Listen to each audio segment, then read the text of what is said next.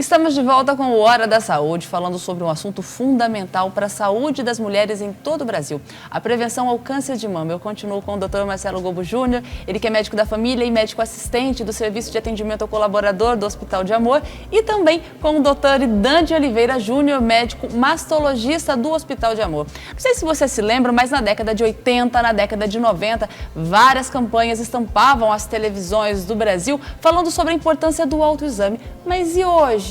Essa teoria, ela já caiu? Ainda é fundamental o autoexame? O autoexame realmente funciona ou não? Glaucia, isso, como você disse, durante a década de 80 e 90 foi amplamente divulgado Brasil afora. O que nós entendemos a respeito do autoexame como um método de prevenção secundária?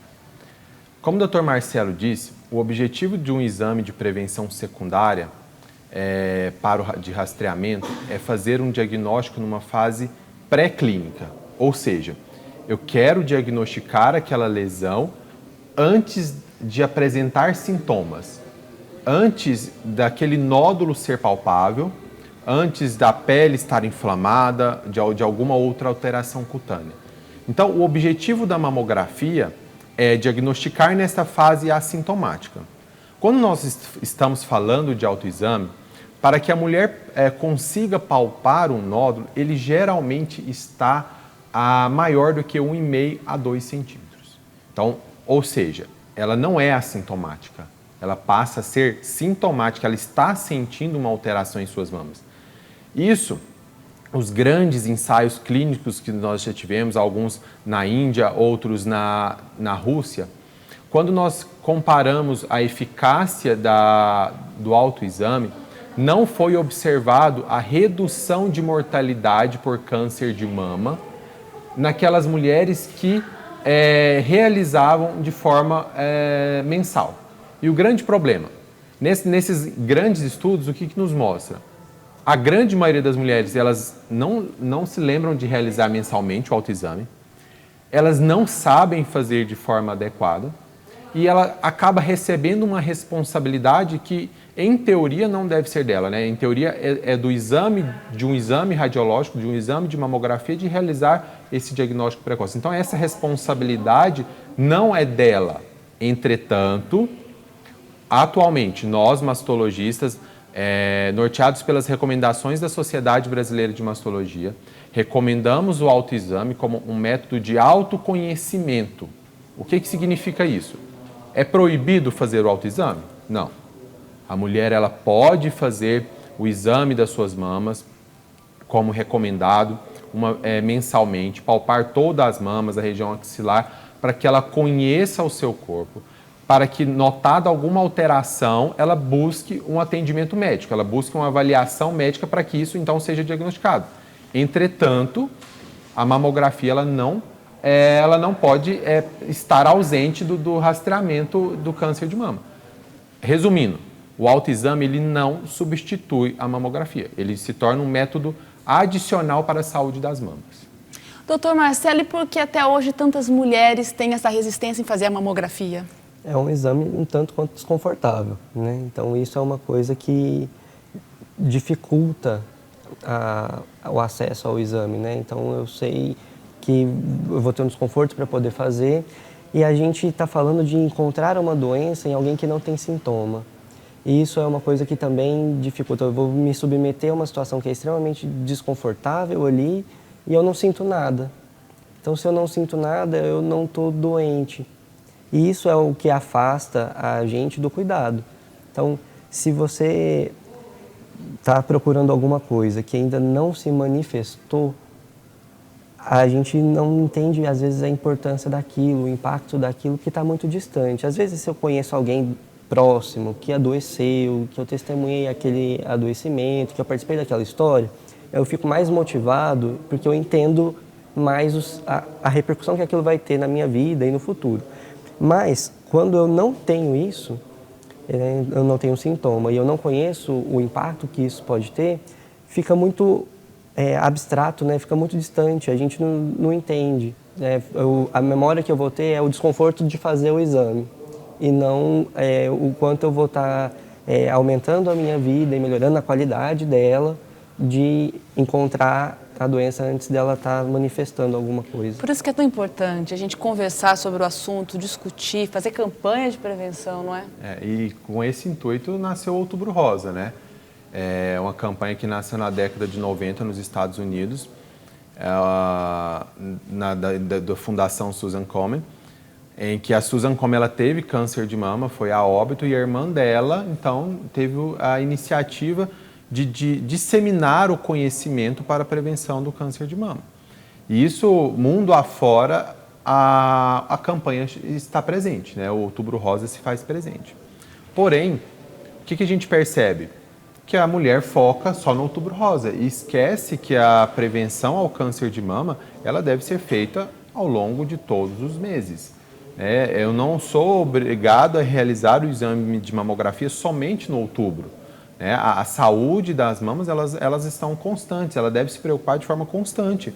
A gente nunca pode esquecer que 30% dos cânceres na população feminina são câncer de mama no Brasil.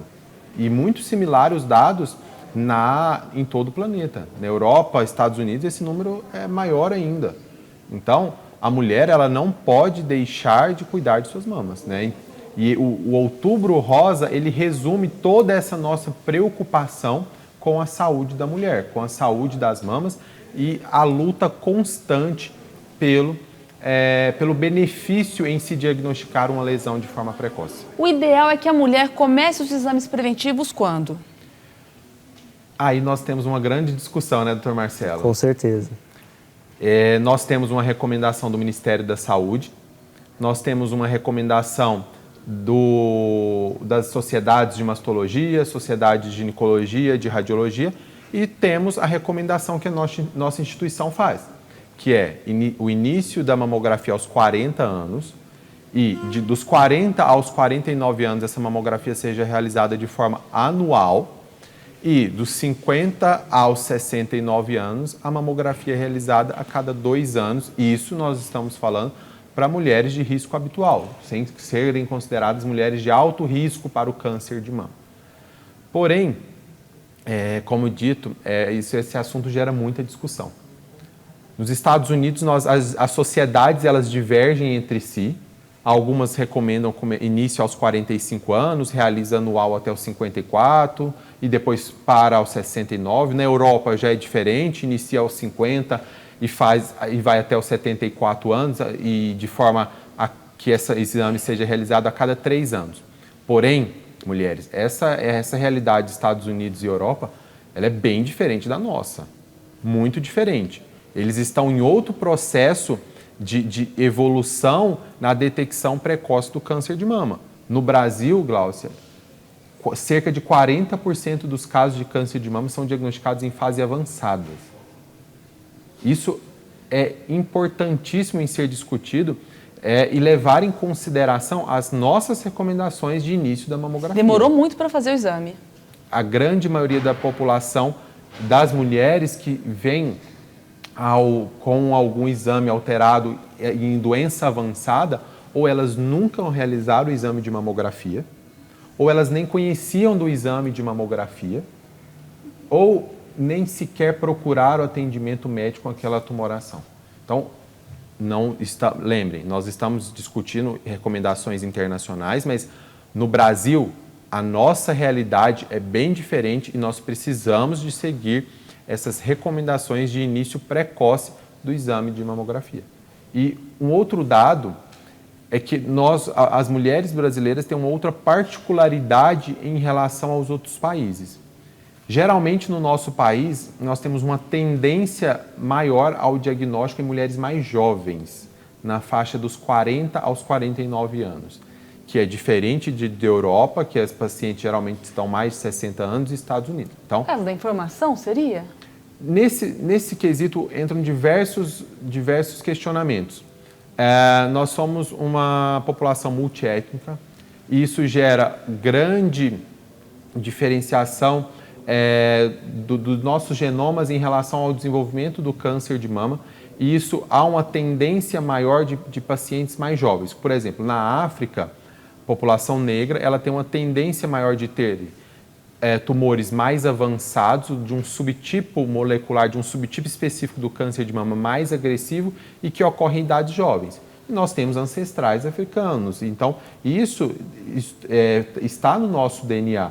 E isso tem uma discreta tendência no Brasil das mulheres serem diagnosticadas de formas mais jovens. Já falamos sobre os fatores de risco para a incidência do câncer de mama, já falamos sobre a prevenção. Vamos agora falar sobre mitos e verdades. Queria saber, a reposição hormonal aumenta o risco de câncer de mama? Esse tema, Gláucia, de reposição hormonal já foi muito abordado atualmente, porque durante muitos anos nós médicos prescrevemos para todas as mulheres que entravam na menopausa um comprimido de reposição hormonal.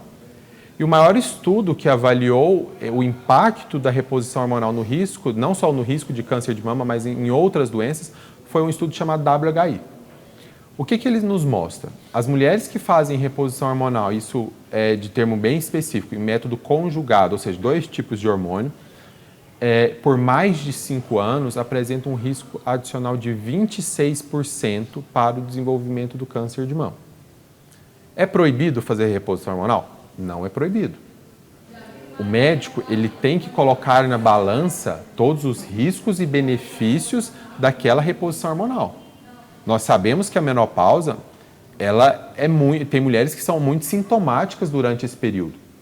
Então, nós não estamos falando que é uma terapia proibida, proscrita. Não, ela deve ser discutida com o médico, discutida com a paciente, expor a ela todos os riscos e benefícios, mas sabendo que aumenta o risco de câncer de mama. Nesse estudo, nessa parte específica, por mais de 5 anos. E o uso da pílula anticoncepcional, doutor Marcelo? Entra mais ou menos no mesmo caso, né? A gente tem boa parte do tratamento de contracepção por via oral, né, da pílula anticoncepcional, é um tratamento hormonal combinado. E aí o tipo de exposição é o mesmo, bem similar do que você vai fazer durante a terapia de reposição hormonal. A ação do estrogênio está muito relacionada a isso, né? Então a gente acaba tendo isso como um fator de risco. Então, o que é protetor em relação a isso? Amamentar. E aí a gente está indo na contramão disso nessa situação. Então é verdade que a gravidez, a amamentação protege a mulher do câncer de mama? Sim, durante a gravidez e a amamentação, a mama ela atinge o seu ápice do desenvolvimento. Para a produção do leite, nós temos que ter uma célula muito específica, muito desenvolvida para isso. E esse desenvolvimento gera uma proteção àquela célula para que ela não desenvolva câncer de mama. Claro, nós não estamos falando que quem amamenta não vai ter câncer, não é isso. Nós estamos falando que reduz essa chance. Então, a própria gravidez e a amamentação são fatores protetores. É claro que nós sabemos que essa gravidez de forma tardia, ela já é um fator de risco adicional para o câncer de mama. Principalmente após os 35 anos de idade. A mulher que deixa para engravidar após os 35 anos de idade tem um risco maior para o desenvolvimento do câncer de mama. Esse é o Hora da Saúde, o nosso assunto de hoje, prevenção ao câncer de mama. Depois do intervalo, qual o tratamento? E homens podem ter câncer de mama? Já já estamos de volta.